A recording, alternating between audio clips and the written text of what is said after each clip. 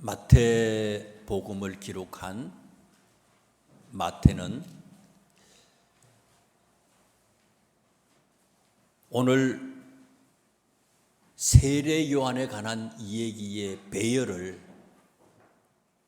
굉장히 앞부분에 자리 잡게 했어요.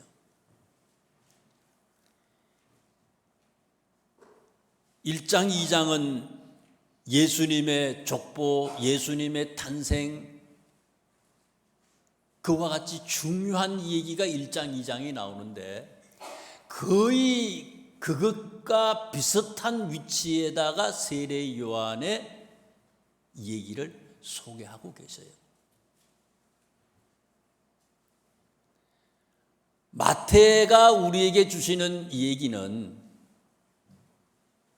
이 세례 요한의 얘기가 중요하다는 거예요. 매우 중요한 교훈이 있다는 거예요. 그래서 마태는요, 아주 앞부분에다가 세례 요한의 이 얘기를 배열하고 우리들에게 이 세례 요한이 주는 교훈의 말씀을 듣고 그렇게 살리는 거예요. 1장에 있는 말씀을 한번 보세요. 1장 내용은 무슨 얘기입니까? 예수님의 족보 얘기예요. 족보. 메시아가 태어나실 텐데 앞으로 그 메시아는 유다지파 다윗의 자손에서 예수님이 메시아가 그리스도가 태어날 거다. 수많은 예언자들이 선지자들이 예언했다고 하는 얘기가 1장에 나오는 얘기예요. 그래서 23절에 있는 말씀을 보니까 1장 23절에요. 보라, 처녀가 잉태하여 아들을 낳을 것이요 그의 이름은 임마누엘이라 하리라.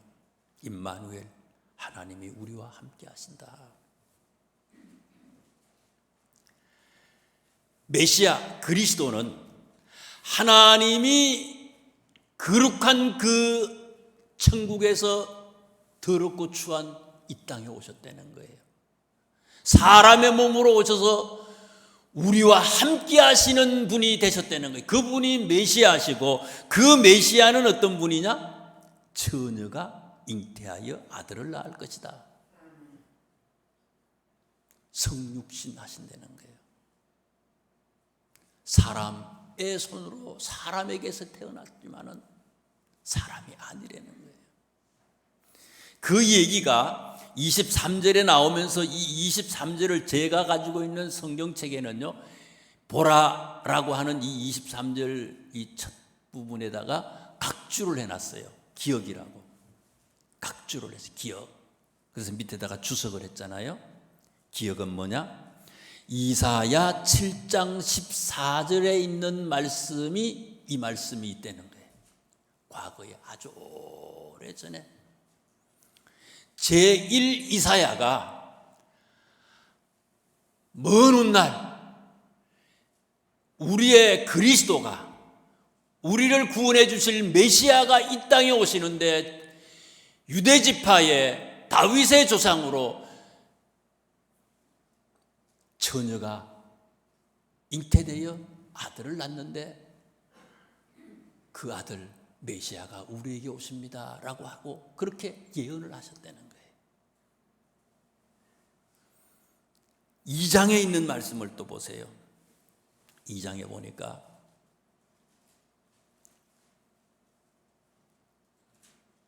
예수님이 오셨는데 예언대로 예수님이 오셨는데 예수님을 반긴 사람이 어디에 있어요? 동방 박사들밖에 없다는 거예요. 유대 사람도 아니에요. 이방인이에요. 4절에 있는 말씀을 보면요, 마태복음 2장 4절에 있는 말씀을 보면 유대 땅에 있는 왕이나 유대 땅에 있는 하나님에 대해서 박사라고 얘기하는 대제사장이나 서기관들이나 이 사람들은요, 예수님이 오셨는데 메시아가 오셨는데 경배하지 않아요. 왕이라고 하는 사람은 아예 예수님이 오시는 것에 대해서는 관심도 없어. 대제사장이 관심이 없어요. 서기관이 관심이 없어요. 6절에 있는 말씀을 보니까 2장 6절에 또 유대 땅 베들레헴아 너는 유대 고을 중에서 가장 작지 아니하도다. 내게서 한 다스리는 자가 나와서 내 백성 이스라엘의 목자가 되리라. 이미 오래전에 아주 오래전에 미가라고 하는 선지자가 메시아가 유대 땅 베들레헴에서 태어나실 것을 예언하셨다는 거예요. 성경 박사라는 사람들이요, 예수님이 태어날 것이라고 하는 것을 알면서도 가서 예배하지 않잖아요. 경배하지 않잖아요. 왕이라고 하는 사람은 아예 모르고, 그런데 이방인 동방 박사만 예수님에게 가서 경배했다는 거예요. 누가복음에는 목자가들이 가서 예수님을 경배해요. 아무리 메시아가 오실 거라고 얘기하지만 관심이 없었다는 얘기를 계속하는 거예요.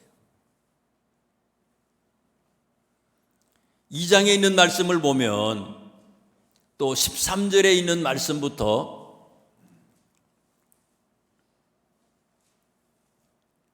헤롯 왕이 메시아로 오신 예수님을 죽이려고 해서 결국은 어떻습니까? 15절에 있는 말씀에 보니까 어디로 가셨어요? 예수님 피신을 했어요? 애굽으로 피신하는 얘기가 나옵니다.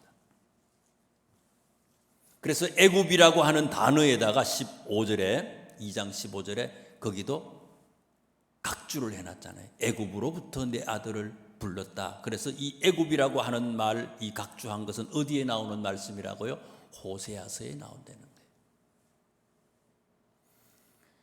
애굽으로 피신하셨어요. 예수님이 메시아는 오시지만 이 땅에서 환영받지 못하고 피신을 갔다는 거예요. 애굽으로 피신을 가셨다는 거예요. 그런데 예수님이 오셨는데 진짜로 애굽으로 피신을 가셨다는 거예요. 진짜 메시아다, 그분이 진짜 메시아였다라고 하는 것을 마태가 지금 얘기해 주고 있는 거예요. 그 뒤에 나오는 말씀을 보세요. 예수님이 애굽으로 피신을 하니까 헤롯 왕이 어때요? 화가 나가지고 없어졌잖아요. 죽이려고 하는 사람이 없어졌어. 자기가 왕인데 예수님이 오셨으니까 자기가 왕의 자리를 빼앗길 것 같아. 그래서 2살 아래의 모든 사내 아이를 다 죽이라고 하잖아요. 그것도 18절에 2장 18절에 오래전에 선지자들이 예언을 한 말씀이라는 거예요. 라마에서 슬퍼하며 크게 통곡하는 소리가 있었다. 그래서 여기 라마라고 하는 이 단어, 이 지역 얘기도 보면은 또 각주를 했잖아요. 이건 어디에 나오는 거라고요? 예레미야서에 이미 오래전에 선지자들이 예언을 했다는 거예요. 다 죽었어요. 2살 아래. 이때 나이에 유대 땅에 있는 2살 아이의 사내 아이들이 다 죽임을 당했다는 거예요. 예수님이 구약에서 예언자들이 계속해서 예언했던 그분이 오셨고 지금 그분이 우리의 주님이 되시는 분입니다 라고 하는 것을 지금 얘기하고 있는 거예요. 마태가요. 애굽으로 가셨다가 다시 유대 땅에 오셔가지고 나사렛에 가서 사시는 것도 마찬가지 아닙니까? 23절에 있는 말씀, 나사렛에 가셔서 예수님이 나중에 또 사시는데 애굽에서 오셔가지고 이 나사렛에서 거주하시고 사시게 된 이유에 대해서도 각주를 했잖아요. 이사야 40장에 이사야가 예언을 했는데 그 말씀대로 예수님은 나사렛에 가서 사셨다는 거예요. 그러니 이분이 메시아가 아니고 뭐냐 이거예요. 그것을 마태가 얘기해요. 자, 그런데 오늘 우리는 세례 요한의 얘기를 지금 살펴보고 있습니다. 3절에 있는 말씀을 보세요. 3절. 3절에 있는 말씀을 보니까 이거 역시 예언을 과거에 선지자들이 했다는 얘기예요. 광야에 외치는 자의 소리가 있어 이르되 너희는 주의 길을 준비하라. 이사야 선지자가 아주 오래전에 예언을 하셨어요. 메시아가 오시는데 메시아가 오실 때에 너희들은 그의 길을 예비하려는 거예요. 여기서 말하는 너희가 누굽니까? 너희들은 주의 길을 예비하라. 하나님을 제대로 믿습니까? 하나님을 알고 있어요? 하나님을 안다면, 성경의 말씀을 믿는다면, 하나님의 뜻대로 산다면 그렇게 하려고 하는 사람들이 너희라는 거예요. 너희. 진짜 백이 하나님의 사람이라면 진짜 백이 하나님의 사람들은 뭐 하는 사람이라고요? 주의 길을 준비하려는 거예요. 앞으로 예수님이 오시는데, 메시아가 오시는데, 메시아가 오시는 그 길을 예비하는 길을, 그런 삶을 사는 사람이 진짜 하나님을 믿는 사람이라는 거예요. 그런데 계속해서 수십 번, 수백 번 선지자를 통해서 예수님 메시아가 오실 것을 하나님이 우리에게 알려줬지만 주의 길을 예비한 사람은 누구밖에 없다고요? 세례 요한밖에 없었습니다. 그것을 얘기하고 있는 거예요. 아무도 없었습니다. 열심히 댕기는 권사님도 없어요. 아주 열정적이었다고 하는 장로님도 가짜라는 거예요. 목회자, 대제사장, 서기관, 박사들이에요. 해박한 성경적인 지식은 있지만 주의 길을 예비하지 못했다는 거예요. 왜 세례 요한을 이렇게 앞에다가 우리에게 소개하고 있습니까? 예수님은 한 번만 오시는 분이 아니라 재림하신다 그래. 재림. 두 번째 또 오신다는 거예요. 세상 마지막 날에 주님께서 또 오시는데 과거의 유대인들이 예수님의 오심을 놓쳐버린 그런 어리석은 일을 하지 말라는 거예요. 진짜 예수님을 믿는 우리들에게 말씀하시는 거예요. 지금 말씀을 듣는 우리에게 말씀하고 계시는 거예요. 오시는 예수님, 재림의 예수님이 계시는데 그때는 우리가 대제사장, 서기관, 왕, 그리고 열심히 있다고는 이 유대인처럼 그렇게 살지 말자는 거예요.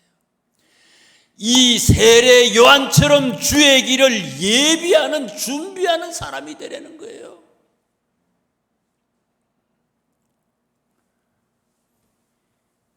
우리들의 예수 믿는 사람들의 삶의 목적이 뭡니까? 왜 살아가요?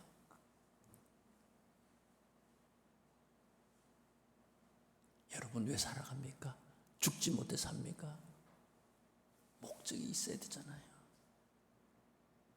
목적 없이 살아가면 사람이라고 얘기할 수 있겠어요? 그냥 눈을 뜨니까 사는 거고, 죽지 못해 살고, 그냥 돈 버는 데만 눈이 뻘개가지고 그냥 댕기고, 그게 아니라는 거예요. 진짜 우리가 이 세상을 살아가는데 우리들의 삶의 목적은 주의 길을 예비하는 것이 우리의 삶의 목적이 되어야 된다는 거예요. 삶의 목적이. 우리의 삶의 목적이, 우리의 인생의 길이 지금 어떤 길로 걸어가고 있습니까?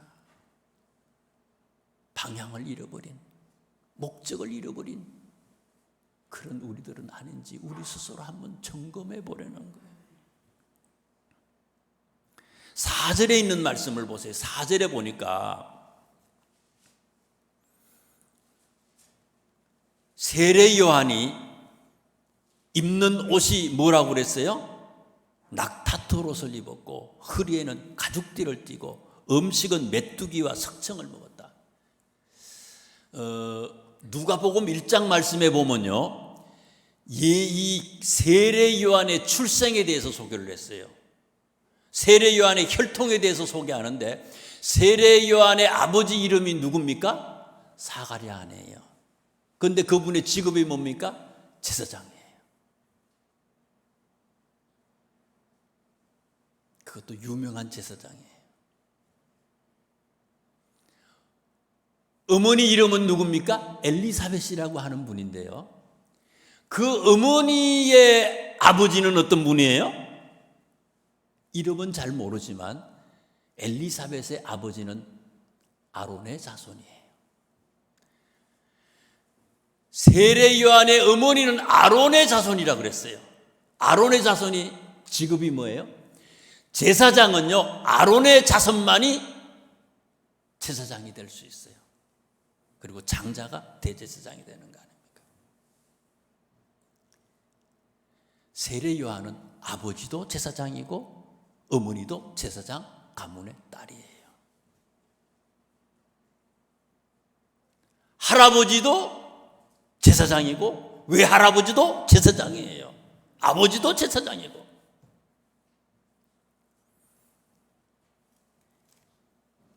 누가복음에 보면요, 예수님이 세례 요한에 대해서 얘기하는 말씀이 있어요. 누가복음 7장에 25절에 이렇게 얘기했어요. 그러면 너희가 무엇을 보려고 나갔더냐?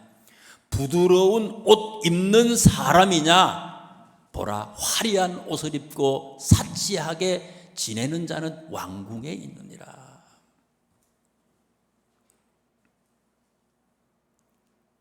쉽게 번역한 성경에는 비단옷, 부드러운 옷, 비단옷을 얘기했어요. 세례 요한은요, 출생이 요즘으로 말하면 귀족이에요. 상류층의 자녀예요. 보통 사람은 아니에요. 특별 교육을 받았을 거라고요. 몇 명만 다니는 그런 학교에 들어가서, 보통 사람은 들어갈 수 없는 학교에 들어가서 교육을 받았어요. 그곳에 다니는 사람들은요, 그리고 그런 상류층에 있는 사람들은요, 옷부터가 달라. 오래전에 우리 친구를 작년에 초등학교 졸업 맞고 처음 한 번 만난 친구가 있어요. 시골 갔더니 두 친구가 어떻게 내려가는데 전화가 왔어요. 너는 살았냐 죽었냐? 그래가지고 만났어요. 내려가는데, 시골 내려가는데 어떻게 전화가 왔더라고요. 얘기하다가 그러더라고요. 제가 이제 저는 중학교도 시험을 치고 고등학교도 시험을 치고 가는 그런 시절이었는데, 우리 친구가 그러더라고요. 참 너무너무 가난하게 살았다는 거예요. 시골에서 중학교 시험을 쳤는데 보니까, 학교 가서 보니까 합격을 했더라는 거예요. 그래서 빨리 집에 막 뛰어가가지고 어머니한테 얘기했다는 거예요. 엄마, 쌀밥 먹는 애들 다 떨어졌어. 잘 살고 쌀밥 먹는 애들은 다 떨어지고, 진짜 그 풀 같은 거, 그런 것만 먹고 자기는 자랐는데 엄마 다 떨어졌어. 그렇게 얘기했다는 거예요.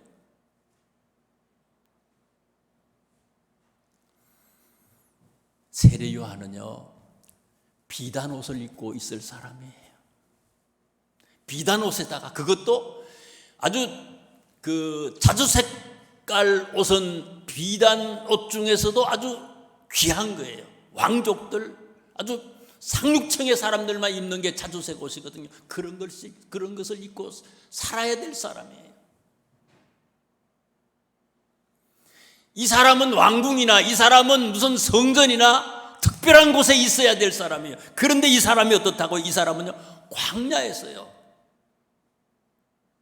사막에서, 메마른 곳에서 그 자리를 버리고 좋은 곳을 버리고 그곳으로 와가지고, 옷은 어떤 옷이라고요?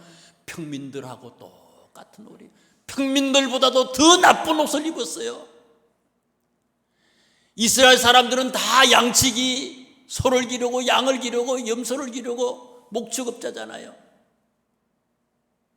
그냥 대충 옷을 입었다는 거예요. 먹는 것도 들에서 나는 거 그냥 먹은 거예요. 산의 진미를 먹은 게 아니라는 거예요.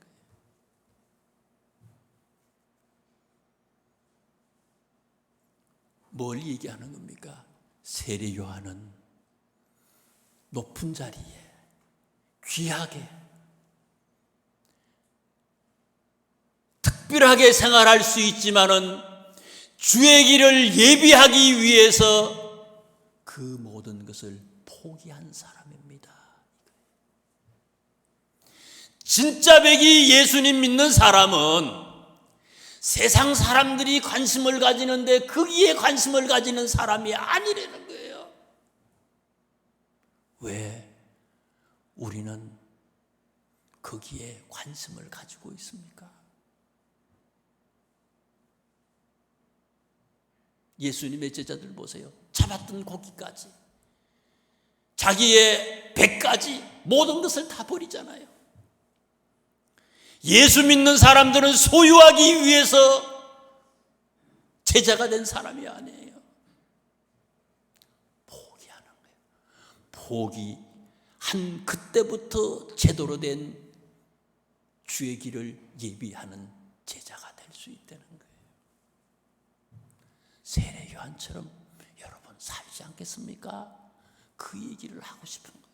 마태는 단순히 마태가요 과거 이 얘기를 기록한 그런 역사를 소개하는 게 아니에요. 이 얘기책이 아니에요. 이 말씀을 읽는 우리들에게 결단을 요구하고 있는 거예요. 여러분 어떻게 살 겁니까? 이게 우리가 이게 산다고 사는 겁니까? 제대로 한번 살아야 되지 않습니까? 이걸 지금 마태가 우리에게 아주 호소하고 있는 거예요. 2절에 있는 말씀을 보세요. 2절. 회개하라, 천국이 가까이 왔느니라. 주의 길을 예비하는 사람의 오직 한 가지의 관심은 이거예요. 회개하라, 천국이 가까웠다. 재림의 주님을 알고 있어요. 마지막 날이 다가오는 것을 알아요. 천국이 있어. 모두가 다 천국 가는 게 아니잖아요. 천국에 갈 사람은 어떤 사람만 갑니까? 죄 없는 사람만 천국에 갈 수 있어요.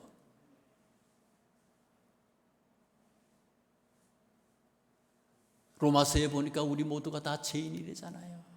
의인은 없나니 한 사람도 없대요. 모든 사람이 죄를 범하였으므로 하나님의 영광에 이르지 못하게 됐대요. 천국에 갈 수 없는 사람이 됐어요. 그런데 죄인이 의인이 될 수 있는 길, 죄인이 의인이 돼서 천국에 갈 수 있는 길은 뭡니까? 예수님을 믿고 회개하는 거예요. 회개하면 조건 없이 값 없이 누구든지 천국 갈 수 있는 거 아닙니까?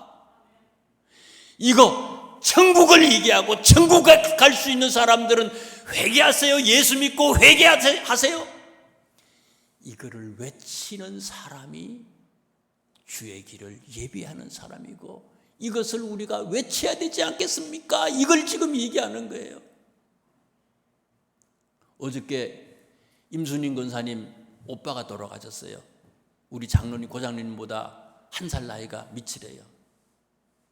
한국 나이로 64세예요. 아버지 어머니 다 믿는 분의 가정에 큰아들로 태어났어요. 바빴지요. 삼성된 길이라고 바빴어요. 은퇴하시고 또 방계회사에 들어가가지고 삼성 방계회사 들어가지고 열심히 일하다가 2달 만에 병이 걸려서 돌아가신 거예요. 가는 거는요 순서가 없어요. 급하잖아요.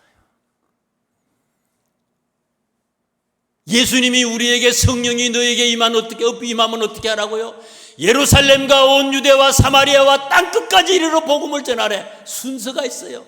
가까이에 있는 예루살렘부터 그 다음에 유대 땅으로, 그 다음에 사마리아로, 그 다음에 땅끝이야. 지금 막 천국이 어떻게 금방 예수님이 언제 오실지 몰라. 예비해야 되잖아요. 아니면 지옥불에 다 떨어져. 우리 집 안에 있는 내 가정, 내 식구들 어떻게 할 거예요?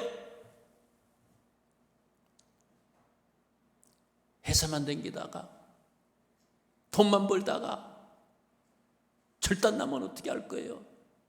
무슨 소용이 있느냐고요, 그게요. 진짜 예수 믿는 사람들의 관심은 주의 길을 예비하는 것이고 회개하라, 천국이 가까웠다, 이걸 전하는 게 진짜 예수 믿는 사람들의 삶이라는 거예요. 급한 때가 아무 때가 있는 게 아니에요. 정한 때가 있어요. 언젠진 모르지만 임박한 그날을 우리가 마음에 늘 품고 있어야 된다는 거예요. 회개하라, 천국이 가까이 왔느니라. 이것을 최대의 관심, 지상명령 최대의 관심을 가지고 사는 사람, 그 사람이 진짜 예수 믿는 사람이라는 거예요.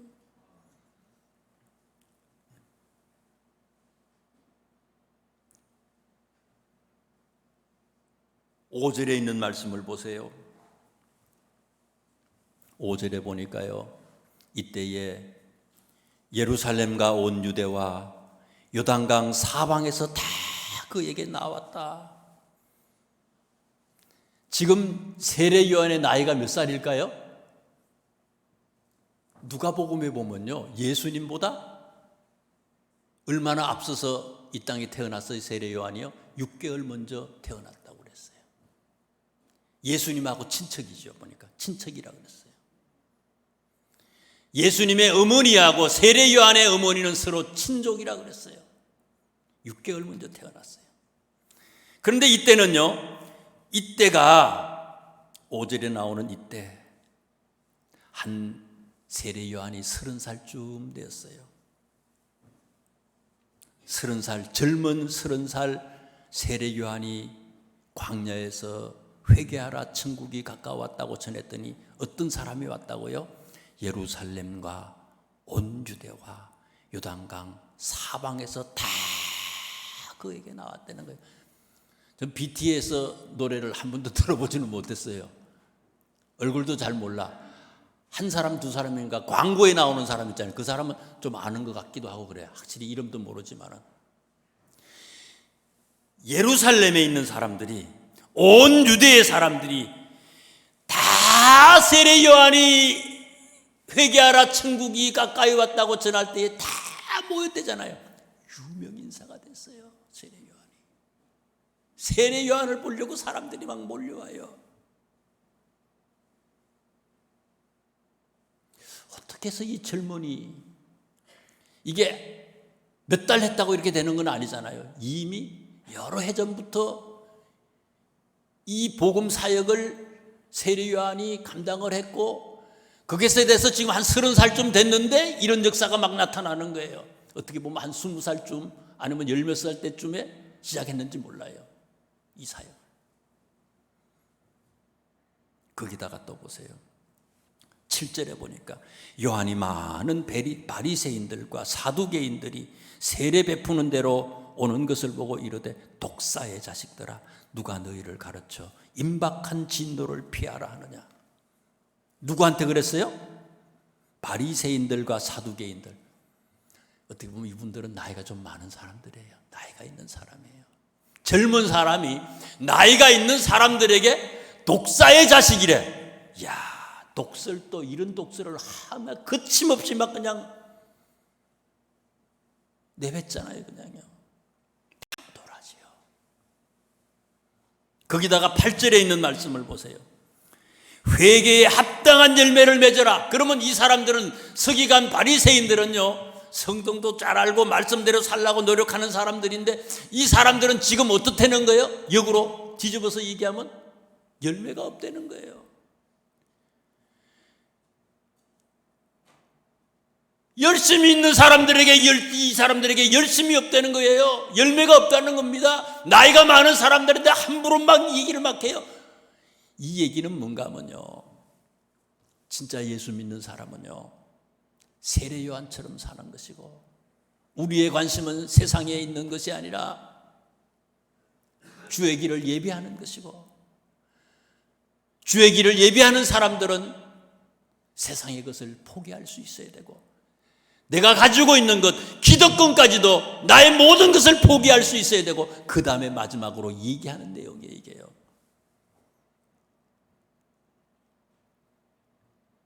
바리새인들, 사두개인들에게 이런 독서를 막 퍼부으면 어때요? 결국은 죽음이에요.